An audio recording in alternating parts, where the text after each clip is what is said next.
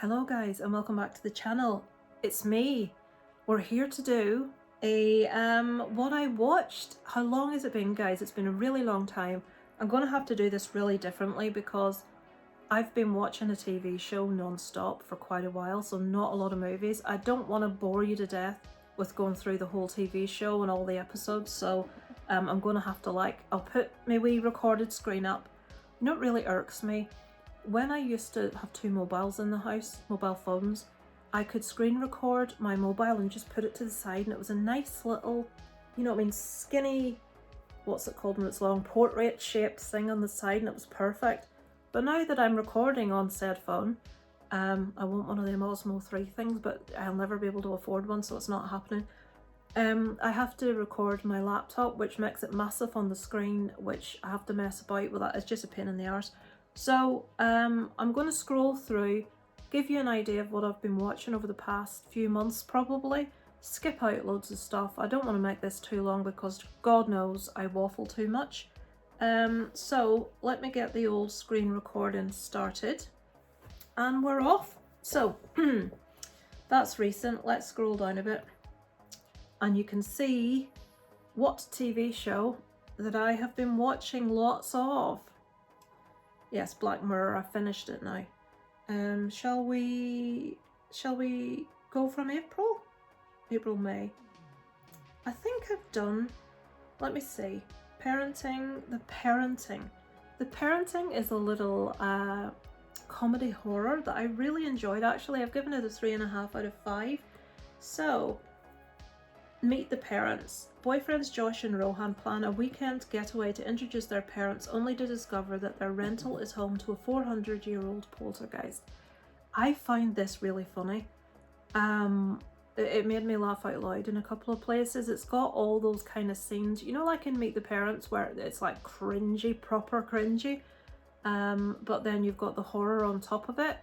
It's tongue-in-cheek horror. It's not anything scary, but it's an entertaining little movie to watch, you know, on an evening if you want to watch something a bit light, you know. If you're a horror fan and you want to watch something a bit light, there's people I know that have watched it to give you an idea. So 3.5 and a 4 there. So 3.5 and 4 from most people that have seen it. So, you know, it's decent enough little watch. Final Destination I did a review for. I really enjoyed Bloodlines. I thought it was excellent. Frankie Frico. I had to switch this off after less than half an hour. That's true. Unbearable. I couldn't bear it. And wait till you see the scores that people that have watched it have given it. Look. What's wrong with me? 3.5 and 4. Oh my god. Velvet has given that a 3.5. I feel really stupid because they know exactly what they're talking about when it comes to movies. Very smart, very intelligent. There's Fright Club 3.5. I fucking hated it. The other dogs. Hello, Molly. She's coming now. Why, when I switch this camera on, does every dog in the world have to come to say hello? Is that you show me your feet? You scratched my chin then. You did. This is Molly. She's a Yorkshire Terrier. And she's bumblebeeing. One makes noises like a pig snorting and this one makes bumblebee noises. Flight Risk, I'm not going to even open and talk about it any length. Mark Wahlberg, it was shit. It was not good. But it was watchable. I watched it. Frankie Frico, half a mark. The Ugly Stepsister. This one's getting a lot of laudits at the moment, and rightly so. I give this one a 4 out of 5. If you haven't heard of this, I'd imagine you all have, or you've been hiding behind a rock. This is, right, what did that looks like? Norwegian or something? Right, so The Ugly Stepsister. This is like a horror twisted retelling of Cinderella from the viewpoint of the Ugly Stepsisters. This is a body horror movie. I watched a lot of reviews about this movie that led me to the thought that it was quite extreme, that it was really gross, that it was difficult to watch. Now, there are a couple of scenes that are pretty cool. Is it hard to watch? Is it extreme? No. Don't go into it thinking you're going to watch something really, really extreme. There are a couple of bits in it that's like, oh, nice. But, you know, it's not extreme. We follow Elvira who wants to marry the handsome prince. And kind of like The Substance, it's kind of talking about the lengths that we will go for beauty, things we will do to get what we want in life. And in this case, it's a man. It's the handsome prince, and all of these girls are being put through all this stuff and deportment and dance club and ballet and being treated like shit, and just so that they have a chance of being picked by the handsome prince. So it's a lot about beauty standards and things and the lengths we'll go to, but it's beautiful to watch. The costuming, the sets, everything, the music, the sound effects. It's a masterpiece. It's absolutely beautiful. It is a little bit of an odd movie. You find yourself to and fro with the main heroine in this. You're like really with her and you feel for her, and then you're like, oh my god, and you're switching sides, and it's a really interesting movie. It's not like anything else I've seen. I really enjoyed it, and I would thoroughly recommend that one to you. The Ugly Stepsister. Yes, Molly. I can just about see your nose. It's not tea time. I know what you're doing. No. Neighbourhood Watch. This is one I became aware of. I'm watching Aaron from Screen Stars channel. This I watched because Jeffrey Dean Morgan is in it, and I love Jeffrey Dean Morgan, who will always be Negan to me. No matter what he's in, he's always going to be Negan. Jack Quaid's in it as well, who has proved that he's definitely got acting chops. Jack Quaid plays, it says here, a mentally ill young man. He has issues. I wouldn't go as far as mentally ill. He has issues with dealing with normal life. He thinks he witnesses an abduction. His next door neighbour is Jeffrey Dean Morgan, who is a disgruntled ex-security employee. Jack Quaid's character thinks he's a copper, I think, and he asks for his help when the police won't help him because he has a record. He is down as being mentally ill. They think he's lying, they think he's exaggerating, they don't look into it. He wants help from Jeffrey Dean Morgan in order to try and save this girl, to find her, and after a lot of persuading, he agrees to help him, and we follow them trying to get to the bottom of what has happened and uncovering all sorts of stuff. I gave it a 3 out of 5. It's a decent enough little movie. It's a good watch for an evening. It's nothing new. It's not going to rewrite any, scripts of any description, but it's worth a little watch. Right, loads of Black Mirrors. Thunderbolts is in the middle of that. I did a review for that for the channel. We weren't massively impressed. It was watchable, it was okay, but I expect a little bit more from Marvel. I shouldn't do at this stage, to be fair. Right, Fear Street Prom Queen. I watched a really interesting review yesterday on this from Jen's Reviews from the group. There's my cushion. Look, I've all my cushions propped up to help me soar back, and they're letting me down. Go on, get back there, yeah. Okay. What is it Marcus says? It wouldn't be me if there wasn't a fuck up in this video. Yeah, I concur. Same with me. So, Fear Street Prom Queen. This, like the last one we just talked about, is an okay little movie. It's got a couple of decent little deaths in here, but the characters are very two-dimensional. We've seen them before. They're very stereotypical, like the mean girls, and the misunderstood sort of like support actress who is the alternative horror fan, rock fan, just so that all of us sort of horror rock fans can identify with someone. It's nowhere near as good as any of the other Fear Street movies, but it kept me entertained. I loved all the 80s tracks that were picked in it. They're all favourites of mine, but like Velvet said in Jen's Reviews from the Grave video, if you were going to pick the most stereotypical songs from the 80s, they chose pretty much every stereotypical song that you would choose, although I love them all, I have to admit. So it's okay, it's worth a watch. It's very predictable, the characters are nothing to write home about. I thought the bad girl in this was the best in it. The kills are okay, one decent one in there that'll make you laugh, but yeah, it's just okay. There's nothing incredible. Loads more Black Mirror. I really enjoyed it. Now, I watched the first 2 episodes of the first season of Black Mirror years ago, and I'm like, well, they were okay, but nothing special, so I never went back to it. And now season 7 has been released, and I thought, you know what, let's watch it. And I started watching season 7. I'm like, wow, I really like this. And I watched it all the way back to season 1 again. So I've watched all the episodes, and there's a few that I wasn't fussed on, but most I'm rating a 3, a 3.5, some even a 4. There is one that's like almost a parody of Star Trek that's really good. And there's one that has Roy Kinnear's son, whose first name I can never remember, and it's set around Christmas. It's amazing. It's absolutely fantastic. I can't even remember what it's called.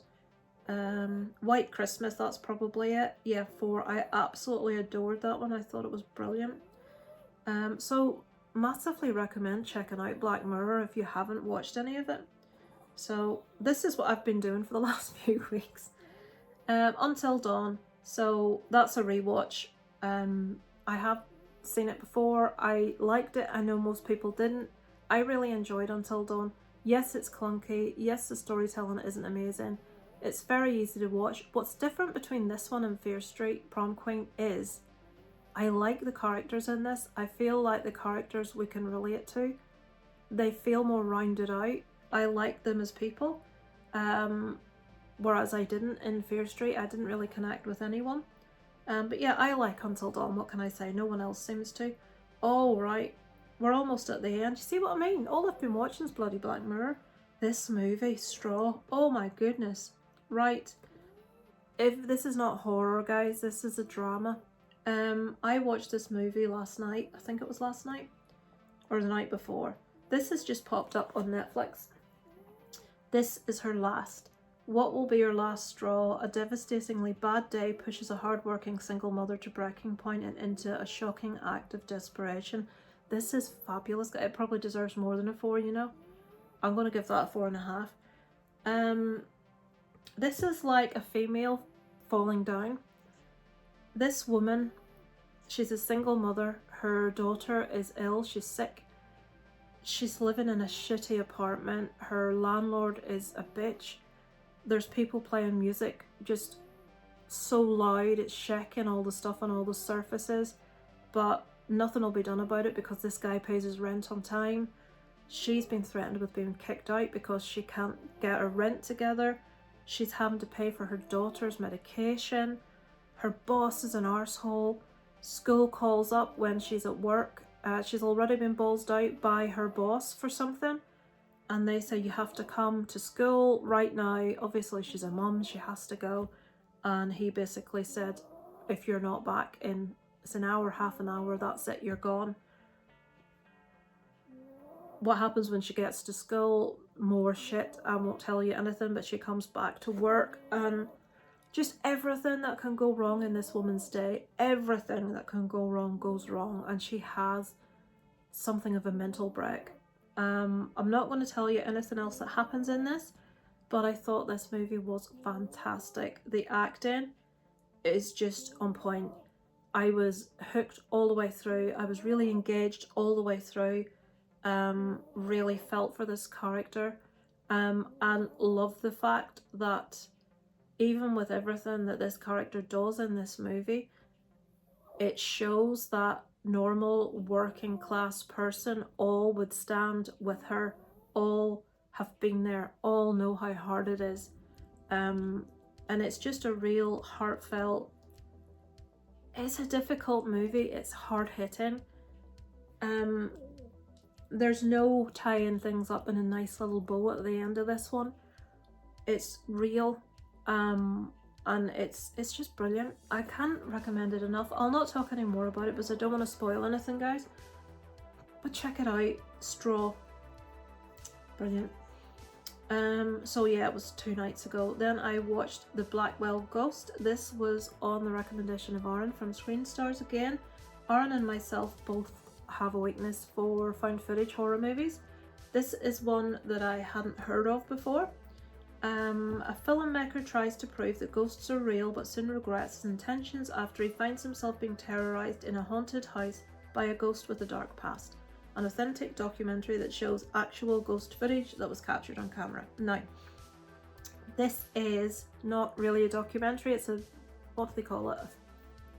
What's it called? No, I mean an effect documentary, which I can't remember. No, not going to try because I can't remember. Mockumentary, there we go, it came to me eventually. There are a couple of clips showed in this movie. One specifically that if you're a fan of paranormal stuff you will have seen before. It's a security guard in a hotel. This isn't a spoiler. This is just shown at the beginning. Security guard in a hotel goes to a room. Massive cacophony happening inside. Woman screaming. He walks in. This is a real ghost footage. And as he walks in, you see this white mist come really subtle coming out of the room and going up the corridor. And everything in the hotel room is upside down, is messed up, but there's no one in there. It's completely empty, but he has just been stood outside listening to all this noise, so like, what the fuck has just happened? There are a couple of clips in it that are real clips that real people have submitted to paranormal shows. But this guy basically is a skeptic. He's like, I don't believe any of this. He's trying to come up with reasons things are fake. And he finds one particular clip that he finds really interesting. He wants to speak to this man who offers him to come up to his house and stay there for a while, which he does, and that's what the film is. Him and his partner staying in this guy's house and experiencing some stuff. Now, I don't think this will appeal to most horror fans, your average person. I think if you love found footage and if that thing's your bag and you really enjoy it, I think you will enjoy this. It's, you know, I'm not going to say massively all bells and whistles. It's very slow. Not massive amounts happen, but I like this kind of movie. I like anything that could be grounded in reality. You're going, reality, Lisa? Paranormal? Yes. I'm a believer. Never seen anything, nor do I fucking want to. Had weird experiences, never seen a thing, but I am a believer in all this kind of stuff. So any movie that mixes paranormal and found footage, I'm all there for. So if that sort of thing is your cup of tea, there's like 8 of these movies. Most of them are available on Amazon Prime, but you have to buy them. This one is free to watch. The others, I think it's like $3.99 or something each, which I'm not going to be paying, to have to be fair. I want to watch all of them. I may keep my eye out and see if there's like a DVD somewhere floating about. But yeah, I liked it. Did I like it enough to want to buy all the others? No. And finally, last night I watched The Assessment. So this is a weird movie. This is a movie where I'll just tell you, would you pass in a climate change ravaged world, a utopian? Why is that not an utopian? That's weird. When you have a vowel, it's always an, but it's not an utopian, it's a utopian. Why is that? If you're smart enough, tell me why that is. A utopian society optimizes life, including parenthood assessments. A successful couple faces scrutiny by an evaluator over 7 days to determine their fitness for childbearing. So, let's put that into normal people speak for a moment. This couple want to have a kid. You're not allowed to have a kid the normal way in the future. Don't know why that is. You have to have an assessor come stay with you for 7 days and watch every aspect of your life. Every aspect of your life during those 7 days. And they will do loads of stuff to test you, to push you to the brink, to see how you would react inside loads of different circumstances. And at the end of those 7 days, they decide if you have passed the assessment and can you have a child. I think what they said they do is they take your stuff. What word did they use? Can't remember, but they didn't say like semen and eggs. They said something. They take that and they put it together to create a baby outside of the people. So that's what this is about. It's about the assessment and all the shit that this assessor does and how far she's pushing this couple. And are they going to pass at the end of this? And she does some fucking shit in this. Honest to God, she is a cow. I would have failed within 5 minutes. I'd have told her to get out of my house. It would have been as simple as that. It would have put me off having kids. Now, the director of this, I don't know who the hell it is, directed by Fleur Fortuné. Now, she's got a thing about women in white tops with no bras getting their tops wet. I don't know what it is, but we see a lot of nippleage in this, just for any of you watching it with partners that may get a little bit embarrassed about, you know, that sort of thing. Yeah, so there's quite a few wet white blouses and nippleage on show. Can't be bad to that, I suppose. So that is the last thing I watched last night, guys. 3 out of 5. It was definitely watchable. It was interesting. Would I watch it again? Nah, I've just seen it once. That's it. You don't really need to see it again.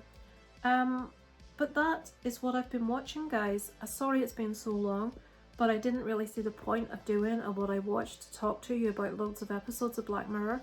You're best to go into them all knowing nothing and just watch them all with no knowledge. But I totally recommend the series, guys. My recommendations to you would be Straw, which is on Netflix, which is fabulous. And The Ugly Stepsister, if you haven't seen that as yet, which is brilliant. Don't go into it thinking you're getting a gore fest. You won't. But it is interesting. It is novel. It is something a little bit different. So if you've seen any of the ones I've been watching, let me know below in the comments your thoughts. Is there any films you would recommend to me to watch? I still have to see the new Mission Impossible movie. I haven't had time to get to the cinema. So I'm going on Wednesday night to see a screening of the original Hellraiser movie. Thanks to Fright Club NI, they're screening that, and they're bringing along Simon Bamford, Butterball, to do autographs and selfies and stuff. I'm not a big person for autographs or selfies unless I'm an uber fan, you know, like a massive fan, because I'm always skint. I can't afford it. And yeah, but it's also for those that can and people that are going to be able to meet him and, you know, do Q&A and all that stuff. So that'll be good on Wednesday evening. What else? Like I say, I need to see Mission Impossible. There's another new one that's just come to the cinema that I haven't seen yet as well. It's a disgrace. I'm behind in everything. What's the other?